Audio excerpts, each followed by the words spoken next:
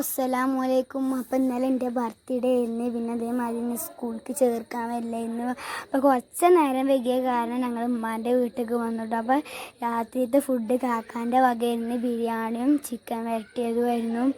പിന്നെ അതേമാതിരി ഇപ്പച്ചിൻ്റെ ഗിഫ്റ്റ് ചെരുപ്പായിരുന്നു. പിന്നെ ഇപ്പച്ചി ഗൾഫിലായ കാരണം താത്തയാണ് ഗിഫ്റ്റ് തരുന്നത്. ചെരുപ്പാണ്. പൊളിക്കുന്നത് കണ്ടോളൂ എല്ലാവരും.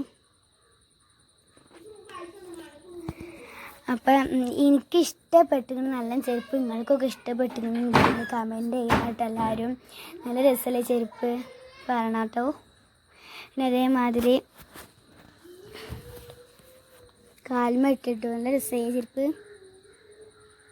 പിന്നെ അനിയത്തിൻ്റെ വക ഒരു സമ്മാനം ഉണ്ട് കേട്ടോ. അത് തുറന്നു. അതിലെന്താണെന്ന് വെച്ചാൽ ഒരു വാച്ചും ഒരു കൊടയാണ്. ഇതാണ് ചെരുപ്പ്. ഇത് ഉമ്മച്ചിൻ്റെ വക ഉമ്മച്ചി തന്നതാണ്. ഒരു വള. അപ്പം ഉമ്മച്ചിൻ്റെ വക വളയും ഉപ്പച്ചിൻ്റെ വക ചെരുപ്പുമാണ് കേട്ടോ. അപ്പം ആദ്യമായിട്ട് കണ്ട